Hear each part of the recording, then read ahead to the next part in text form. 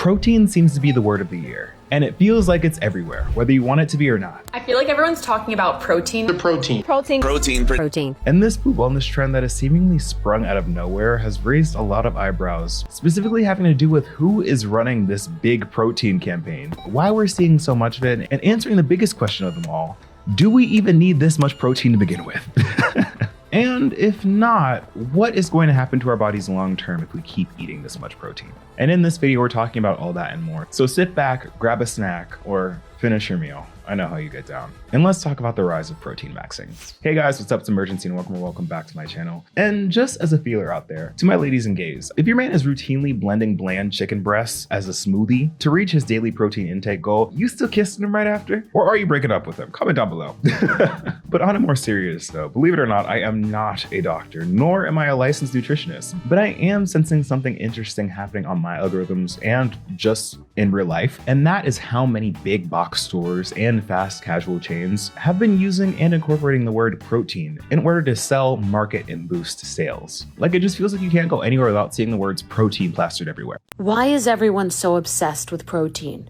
Are people walking down the street and their brittle bones are giving out on them? Like, I'm confused. What's going on? Like, let me just walk you through the average shopper's experience right now.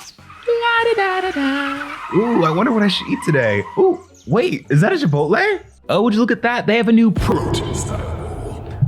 This snowstorm is really stressing me out. I hope I can find everything I need at this grocery store. Let's see what they got here. Oh, perfect. Is that popcorn? No, protein popcorn. Oh, okay. Whatever that means. What about some coffee? I could really use some coffee right now. Coffee? Did you mean protein coffee? No, I didn't know they made that either. I think I'm good on that.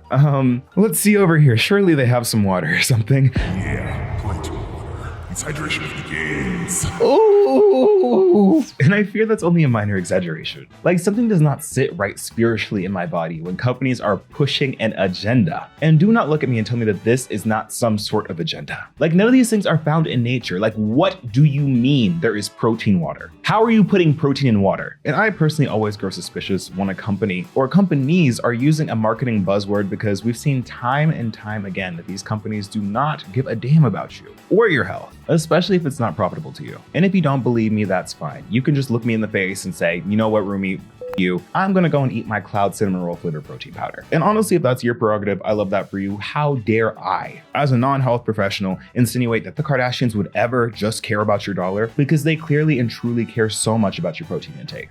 Like, even in the sense of like traditional protein shakes, if you do the math, a lot of those shakes they sell at the stores with the big ass numbers on the front are actually in fact lying to you, because in the teeny tiny letters in the back, it will say that yes, this has 30 grams of protein, but only if you hit the daily value, which is an absurd amount. Basically, in layman's terms, it's advertising the proteins, but has way fewer complete proteins, which are what contribute to the muscle building that everyone's talking about, and the stuff that you actually want. So essentially, they're lying to you. Let's talk about the big protein scandal of 2026, because if you see a big number on the front, that's supposed to be a flex. I want the gym bros to comment on this one. Let's break it down, because not every product on this screen is playing by the same rules. Dr. Jen Gunter wrote an incredible article about this, so I just wanted to make a video form and add my own opinion. Now, the problem here isn't the protein, it's how it's being framed, marketed, and slowly diluted. So here's my first question. When you see a big number on the front, like 23, do you think, okay, let me go calculate it with the daily value? So in that case, for this one over here, it would be 46% daily value times 50. That number actually gives you 16.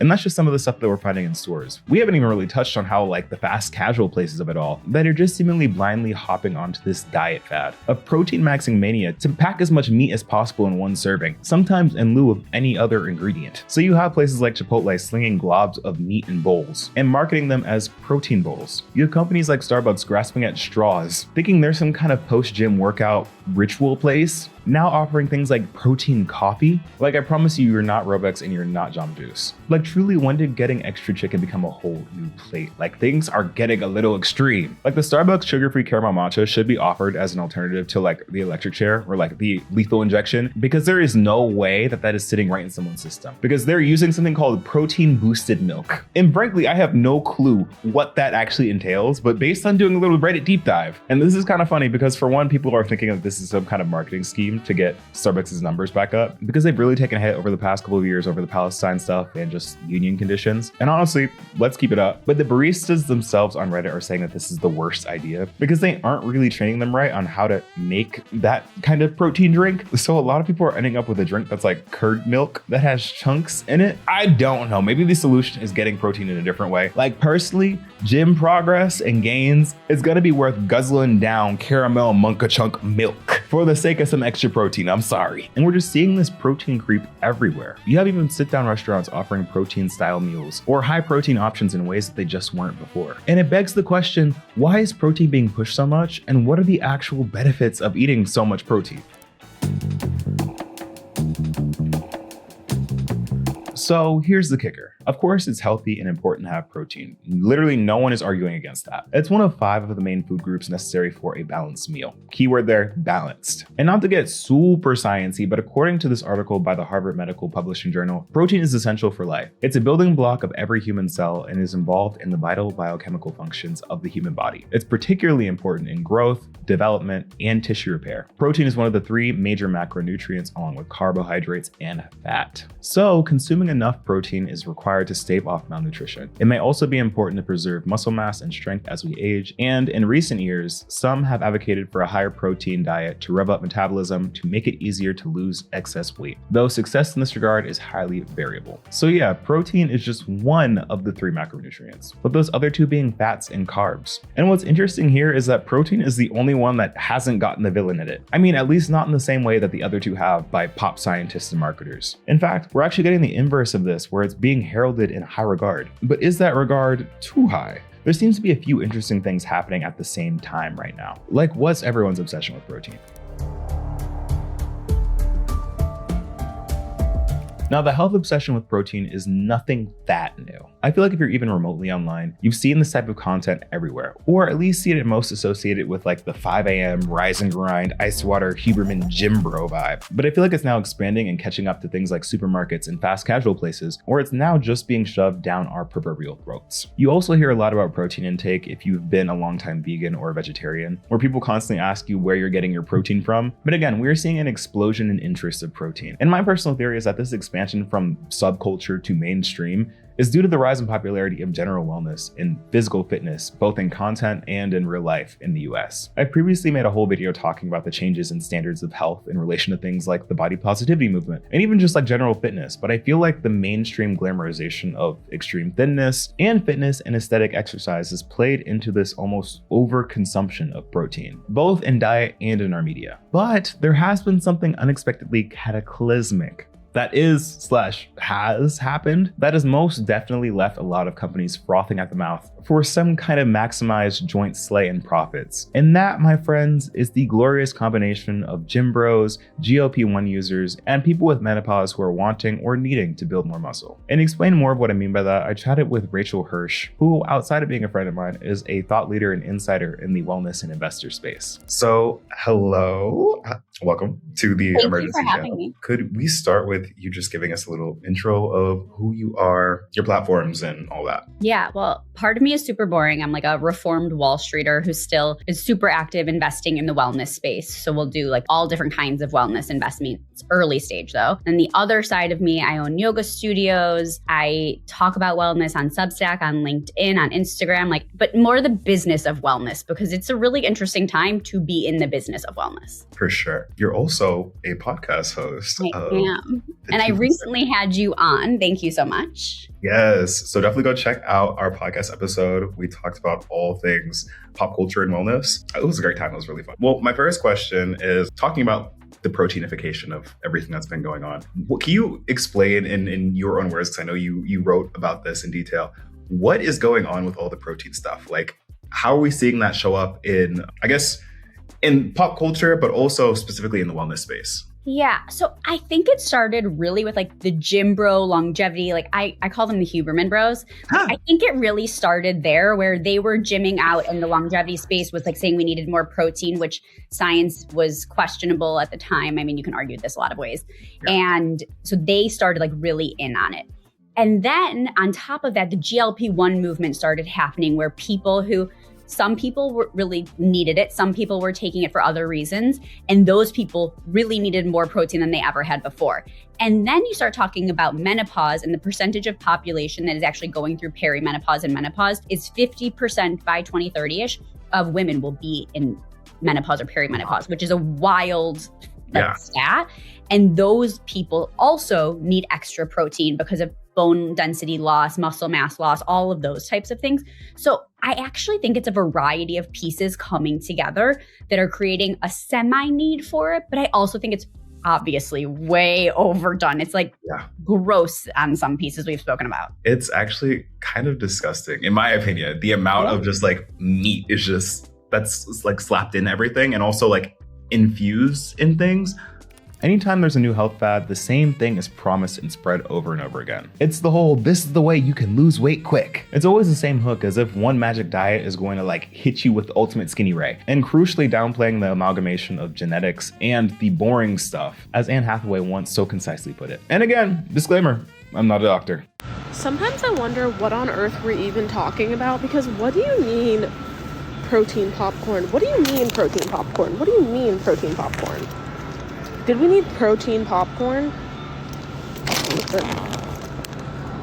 Okay, 150 calories, 7 grams of protein. Honestly, for popcorn, that is kind of phenomenal. But what do you mean protein popcorn? How's that even scientifically possible? And while sure, things like meats, tofu, and beans are usually what we think of when we think of protein, now seeing things like junk food being rebranded as wellness or healthy, just by virtue of it having protein in it, like guys, let's be realistic here. That high protein Pop-Tart that you're eyeing at Target has a laundry list of chemicals and products in there that look like someone just keyboard mashed all over the back of the box. Like I promise you can have a cookie. It just doesn't have to be one of those cookies with 40 grams of protein packed in it and tastes like the inside of a climber's chalk bag.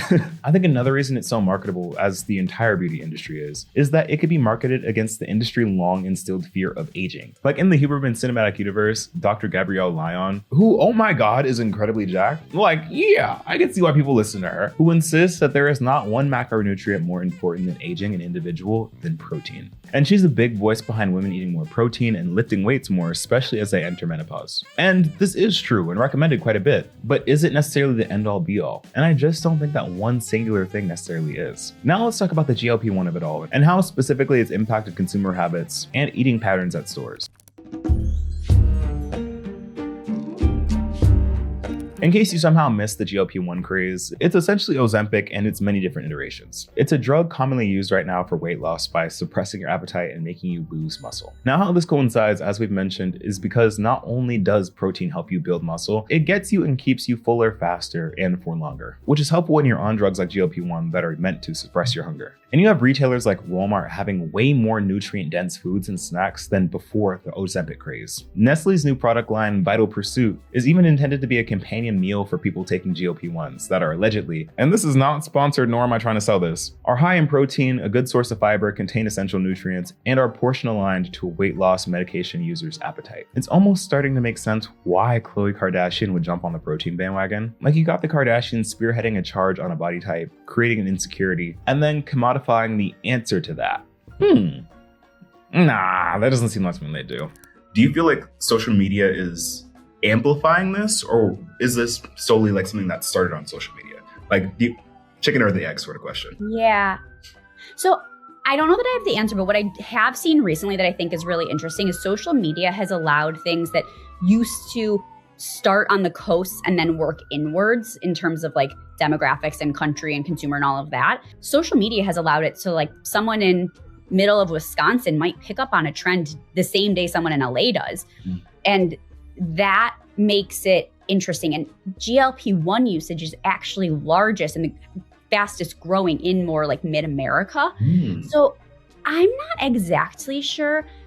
There's no doubt social media played an impact in this and will continue to, but it's really interesting. I mean, you're seeing Chili's, you're seeing Chipotle, you're seeing so many like real restaurant groups, fast casual, that are changing their menu. Like Shake Shack has a protein specific something on their menu because of GLP-1s and because of all of this. Like how crazy is that? That is insane. And getting into the more sinister side of things, I think as most things, it's important and honestly kind of illuminating to track the money with these trends when it comes to these corporations, because I fear that this protein stuff might not be accidental, and in fact are a roundabout way to further line the pockets of those most in power. I'm unfamiliar with like the GLP-1 aspect of protein. Does it impact the type of food you want to eat, or? Yeah, so GLP-1s pretty much immediately make you lose muscle mass and then in turn bone density. And so people on GLP-1s have to consume more protein, which is one of the reasons that I think it's like all of these factors coming together. And what's interesting is more women that are going through menopause are starting to microdose GLP-1s to sort of like help with some of their symptoms. And the symptoms of GLP-1 usage and of menopause are already quite similar. So there's a need for more protein with both menopause and GLP-1 users. That's so interesting, thinking about like how like company-wise or like corporate-wise, there can be some overlap with 100%. Like people prescribing, and then also the same people that own the medical companies having either relationships or directly owning these different restaurants or food providers. My next question is like, do you think that this is here to stay, or does this feel more like a wellness fad for you? Originally, I did think it was a wellness fad. I thought it would be fast. And the first protein drink that I got sent, like a water-based, I was like, this is not going to stick. No one's going to do this. But I do think from a demo perspective, as longevity has gained more desirability and popularity, let's call it, and as the aging population really continues to age and that becomes a larger demographic, I do think that there is some sticking. I think there's a political piece that adds the sticking to it. And I think we're already starting to see transactions happen with like cottage cheese, good culture. So like all of those types of transactions, I think are indicative of then theoretical IPOs and what the like if dollars are going there, we will continue to see the repercussions for years to come. Dang, that's not the most encouraging. I think my hope, at least, is that we've swung too far, but we will come back more towards the middle. I think, again, like these protein gummies, for anyone listening, like that's not good for you. Just stop taking them unless you want to call them candy and like you're okay with that 100%, but they are not good for you. No supplement gummy has any efficacy.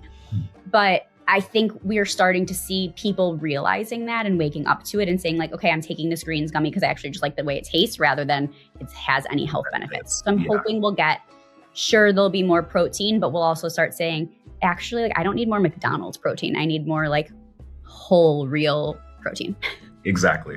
And my thing is like, why are we not also emphasizing fiber? Like, I feel like all of this is very much meat, but not addressing fiber. And we already have skyrocketing rates for colon cancer for young people based solely on diet and lack of fiber.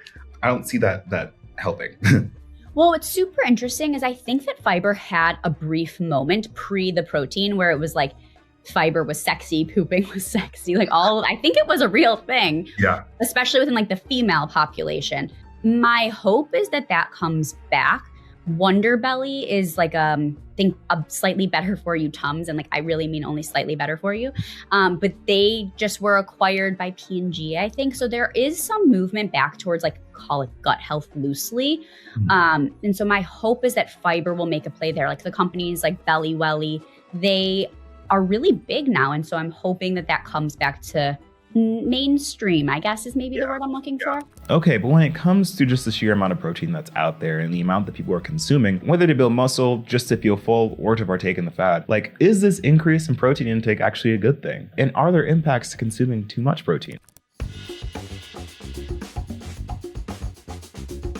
Now, it is true that while on your fitness journey, you need to consume more protein to sustain muscle mass, but in terms of the sheer quantity, it's a tale as old as time. Too much of a good thing can still be too much. Like, it's almost as if moderation is the key here. Do you feel like we need this much protein? Like, is there really like an increased need for protein, or is this just like something that we're manufacturing because of like gym bro culture? I don't think there's enough science behind either side yet. I think the previous food pyramid didn't really prioritize protein in the way in which it should have been. I think we've swung too far the other way as we like overcompensate. So I don't feel confident that there's the answer quite yet. But what I will tell you is that, again, we're not talking body type, like movement type, what your body needs, or where, like if you're really trying to build mass, or you're starting to go through perimenopause and you're trying to not be fragile as you get older, there are increased protein needs, absolutely. But if you're 16 years old and you're like, those people surely don't. I mean, again, I'm not a scientist, I'm not a doctor, but I bet your bottom dollar, those people that are getting their Chipotle huge meat bowls, I don't think any 16-year-old needs like that much meat. Like, we are not carnivores.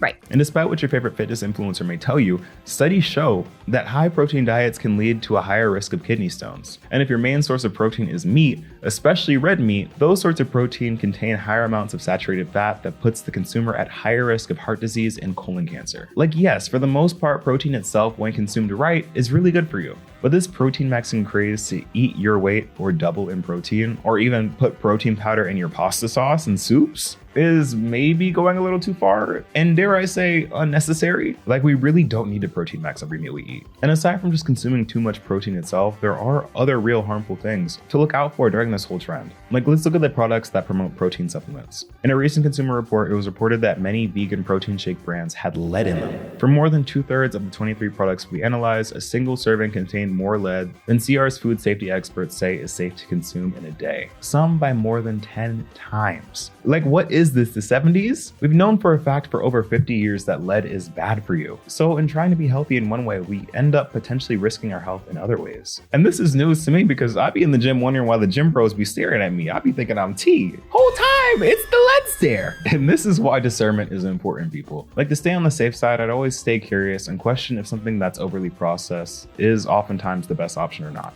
I saw like some protein popcorn, which I'm like, I don't understand how that works. There were like some like protein flavored water that I saw.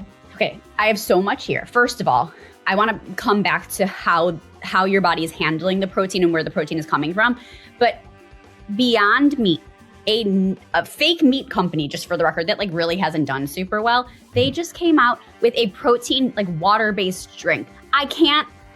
Are you buying that? Is anyone buying that? I'm not buying that. I'm not buying that. That sounds disgusting. Disgusting.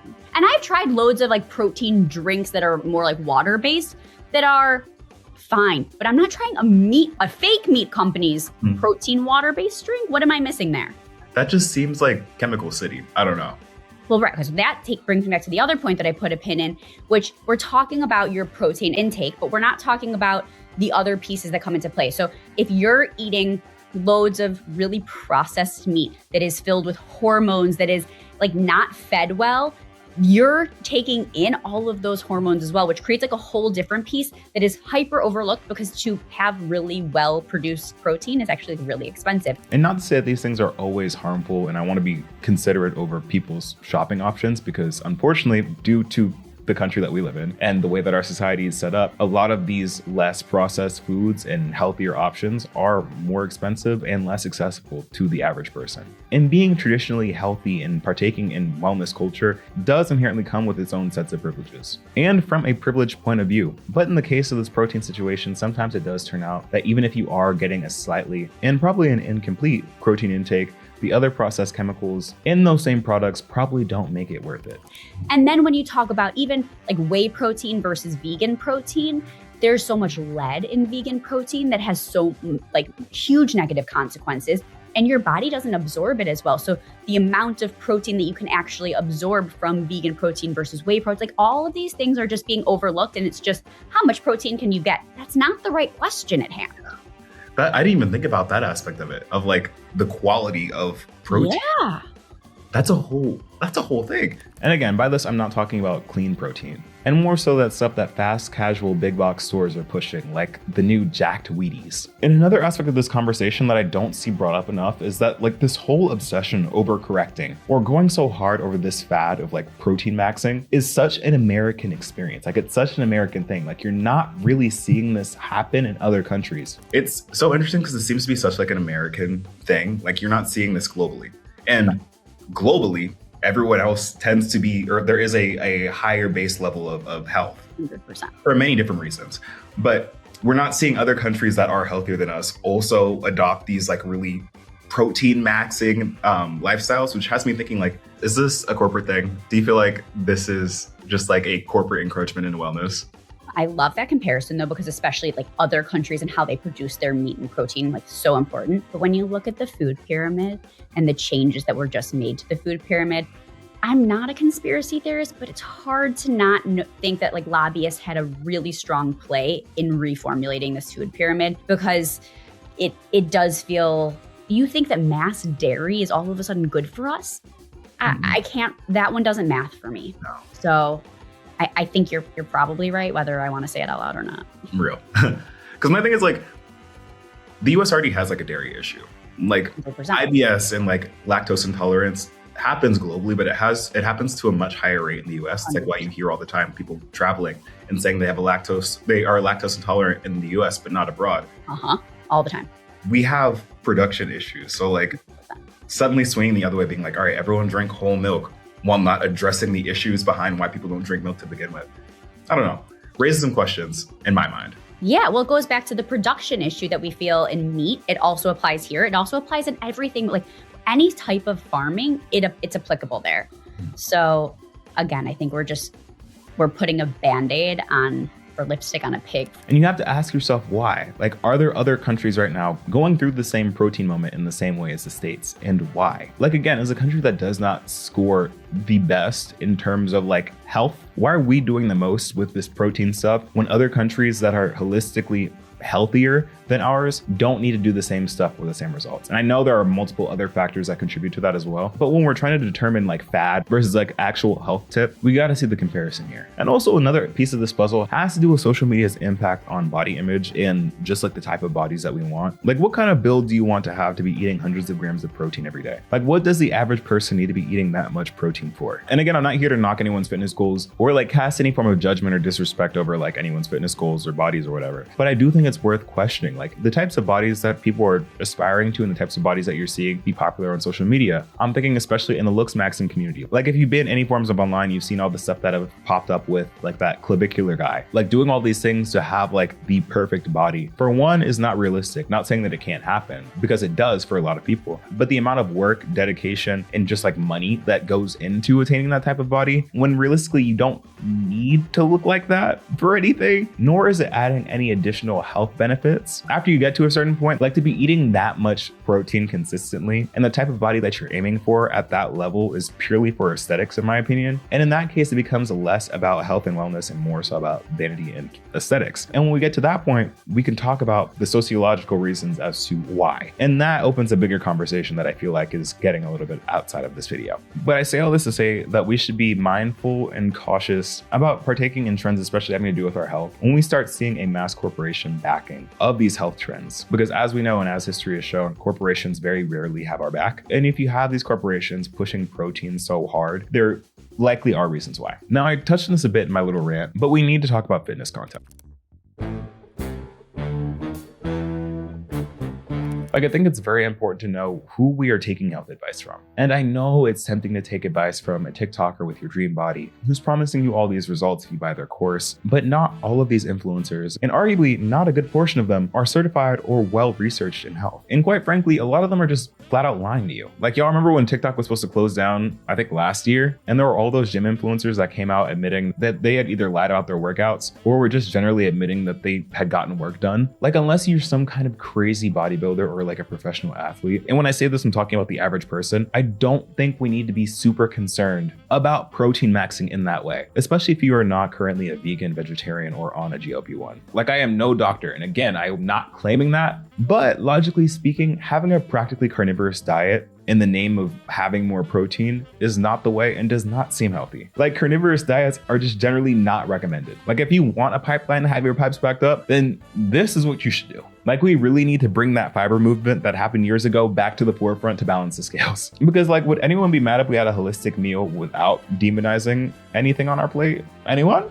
Like some form of like holistic health. So it's not just like one aspect that's over highlighted and overrepresented. Right. I think what's frustrating as someone who digs into both the science and the business of this is that where people are getting most of their information regarding wellness right now is from people that don't necessarily have the right education to be speaking of this. And that's okay. Like, awareness is good, but to also use your critical thinking and say, let me verify this, or let me make compare this to someone that I know has already verified this. Yeah. So I think that's just an important piece as a consumer that we need to get better at doing. And I'm not here to dispel any information or say anyone is necessarily wrong, because again, I'm no scientist, nutritionist, or doctor. But I think the important thing is to have discernment and to not get swept up in one thing that seems like the cure-all or like the number one answer. Because personally, I just don't think that one miracle thing works. Like, it's a holistic health and wellness wheel, and all of us are so different. And like I said, this protein maxing trend is not the first, nor will it be the last fitness or meal fad. But like all the others, I fear that later down the line, it's going to come to light that this protein stuff may have not been as helpful as advertised. Like, do I think protein is evil? No. In fact, I think that it's very good for you. However, at this moment, I think we are taking it to extremes. Like, again, I hate to sound like a broken record, but